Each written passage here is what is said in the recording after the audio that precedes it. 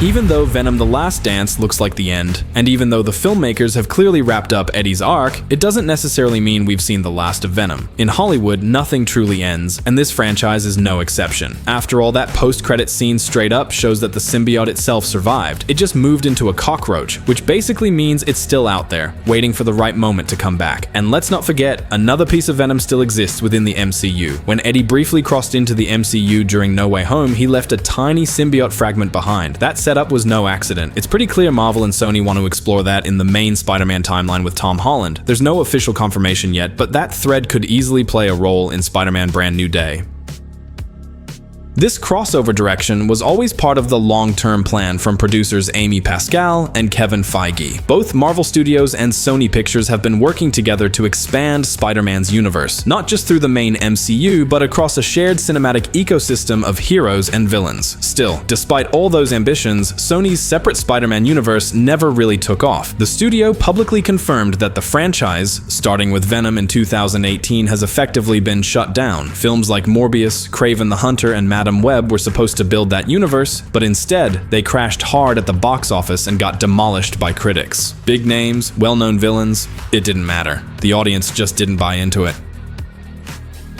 Venom, though, was the one outlier. His trilogy stayed consistent in tone and performance. Sure, fans wanted something darker, more violent, and closer to the comic tone, but even as a popcorn-style blockbuster, the Venom movies made solid money and kept audiences entertained. So while it might be called The Last Dance, it's hard to believe Sony won't find a way to bring the symbiote back for another round. It's worth remembering that Sony still holds one of the most valuable cards in Hollywood, the Spider-Man franchise. No matter what rumors say, Sony isn't about to let that go. Lately, there have been countless insider reports claiming that Marvel is close to buying back the full rights to Spidey across all media, movies, games, animation, everything. But let's be real, that's complete nonsense. Sony will never willingly give up Spider-Man. Those rights don't just cover film production, they also include the ability to create games, animated projects, and pretty much any kind of media featuring the character.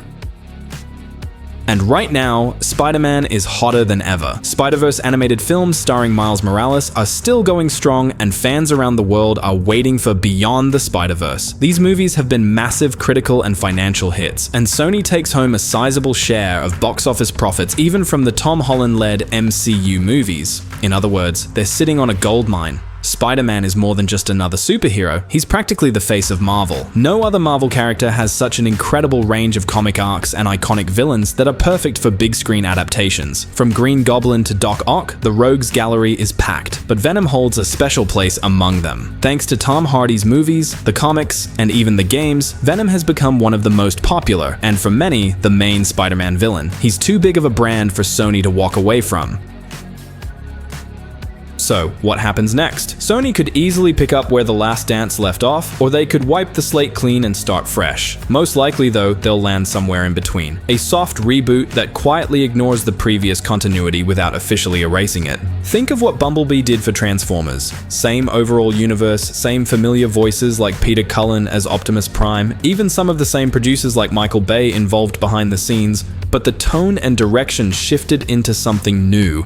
That's exactly what could happen with Venom. Sony could snap their fingers and pivot the franchise in a completely new direction. Maybe even turn it into the darker, horror-driven version Amy Pascal once hinted at in interviews. And honestly, that might be the best way to keep Venom alive, by letting him evolve into something bolder than before.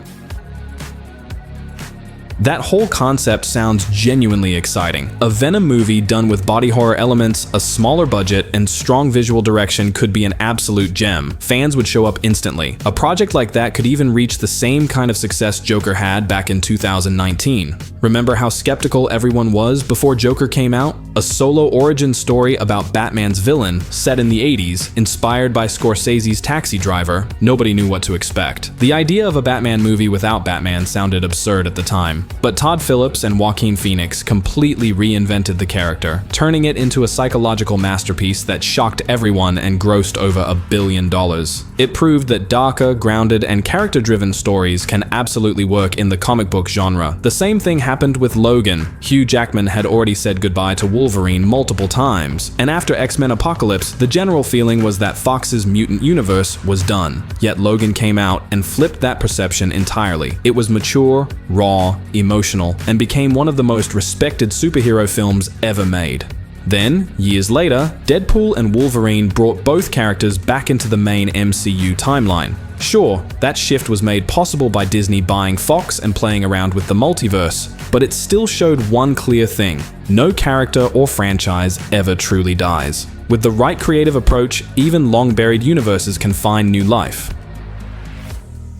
So let's say Marvel never buys Spider-Man's rights back. Sony seems to have finally learned from its past mistakes. They now understand what didn't work with their villain universe. They know they need Spider-Man at the center again. And the perfect way forward might be a live-action Miles Morales. Miles has already become a phenomenon through the animated Spider-Verse movies, and that trilogy is set to wrap up with Beyond in 2027. Once that saga concludes, the timing will be perfect to bring Miles into live action. Though honestly, Sony could start planting those seeds right now. There's no such thing as too many Spider-Men, as long as each one offers something new. A darker, horror-inspired take on Venom could be the bold reinvention Sony needs, and if they play their cards right, it might just redefine what superhero cinema can look like again.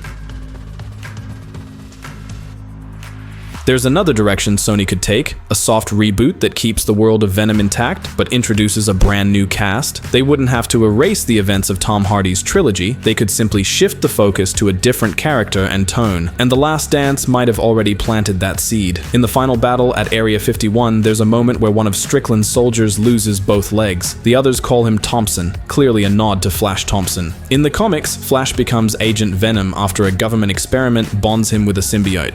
That setup practically writes itself for Sony. Imagine Flash, desperate to walk again, volunteering for a secret military program. Instead of bonding with a full, aggressive symbiote like Eddie's, he's given a weakened fragment left over after the chaos of the final fight. The result is a quieter, more controlled symbiosis. Not because Flash dominates the alien, but because the alien itself is too drained to resist. It's a fresh angle. Less monster movie, more military thriller. The kind of gritty, action-heavy story that could easily carry the Venom name without Hardy or a full-blown reboot.